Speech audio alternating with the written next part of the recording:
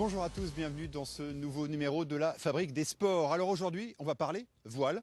Tous les bateaux que vous découvrez là vont participer au trophée Port de Fécamp. Et nous, on va s'intéresser à ce bateau-là, ce vieux trimaran. C'est le plus vieux de la flotte. Il est aux couleurs de la ville, Pierre de Port de Fécamp. Et il est skippé par Étienne Auchedet.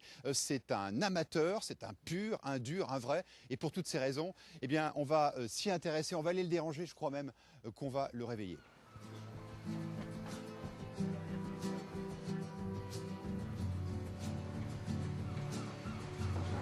Accueillir. C'est vrai que vous êtes garagiste? Oui, garagiste, de père en fils depuis 3 générations. Et on va préciser qu'hier soir encore, veille du départ, vous aviez encore les mains dans le cambouis dans votre garage d'Abbeville, c'est ça?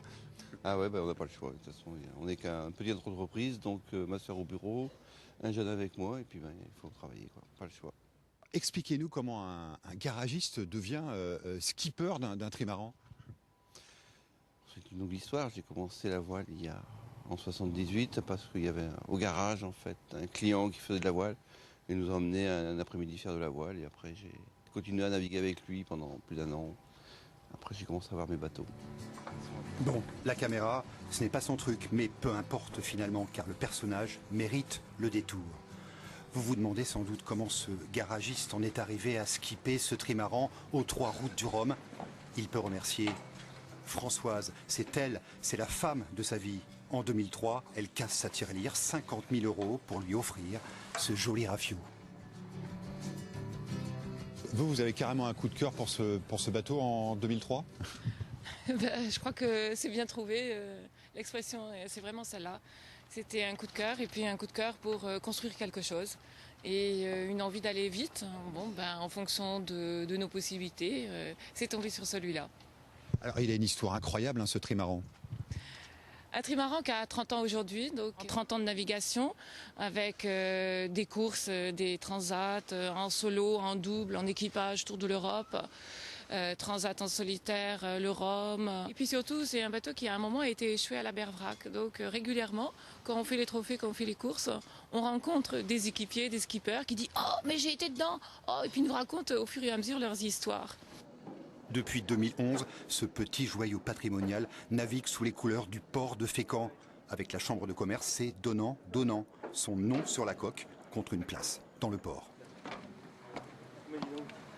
Je pense qu'on va avoir un beau week-end.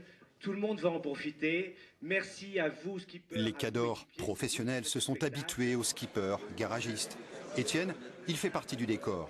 Il faut dire que la classe des 50 pieds manque cruellement de concurrents. Étienne Auchedet, est-ce que ça vous dit quelque chose comme nom? Oui, tout à fait. C'est le bateau le plus ancien, c'est Pierre II. Donc c'est un bateau un petit peu historique. Vous en pensez quoi, vous, de la présence d'amateurs comme ça dans la flotte des skippers? J'en pense que c'est très bien et que ça participe à la convivialité de la classe petit 50 et puis de ce qu'on fait en dehors des régates et sur le village et le soir sur les dîners d'équipage. Donc voilà, ça reste convivial et c'est ça qui est important. Il faut garder cet esprit-là en tout cas. Un garagiste sur un bateau tout en ferraille, tout en aluminium, ça ne s'invente pas. Quand il ne navigue pas, il bricole. Une sorte de Géo trouve-tout. Et il faut bien avouer qu'il a la tête de l'emploi. Est-ce que ça se répare aussi facilement qu'une voiture, un trimaran? Ça se répare aussi facilement? Ouais.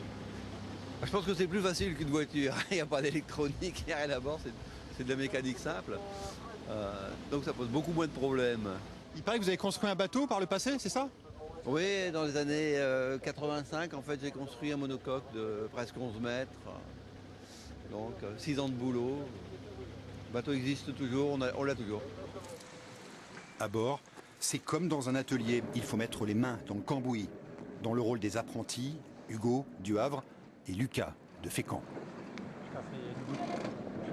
Alors Étienne, il est super sympa, on apprend beaucoup avec lui.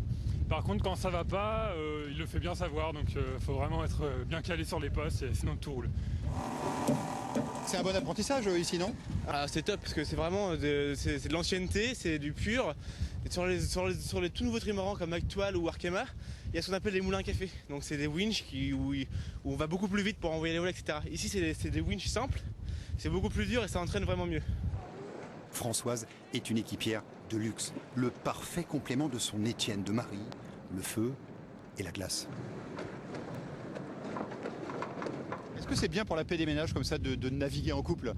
Ah, sujet brûlant, explosif parfois. Paix des ménages, non. Organisation et vie en duo, c'est toujours agréable parce qu'on a un objectif commun à partager. Vous vous comprenez finalement sur le bateau comme dans la vie, quoi.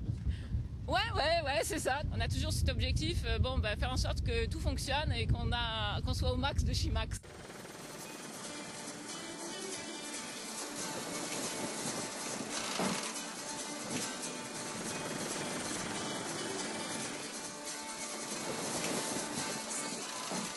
C'était couru d'avance. Avec le poids des années, le vieux trimaran ne peut pas lutter. Il termine très loin des multicoques, nouvelle génération.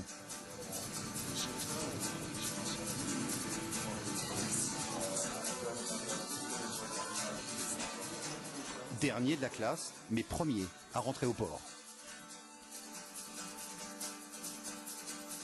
Vous en aviez assez pour aujourd'hui? Non, hélas, on a pété en fait un bout de basta qui nous empêche de continuer à tourner. Quand ça casse, il y a quoi mettre le mât par terre. Il paraît que vous rêvez de la route du Rhum. Oui, on ne fait pas crever, on va tout faire pour partir sur la route du Rhum en 2014. Mais ça coûte cher. Ça coûte un peu d'argent. Oui, nous on a prévu un budget, si on arrive à trouver des sponsors, un budget de 80 000 €. Sinon, on se débrouillera avec beaucoup moins. On s'arrangera avec des trucs de récup, comme d'habitude, quoi.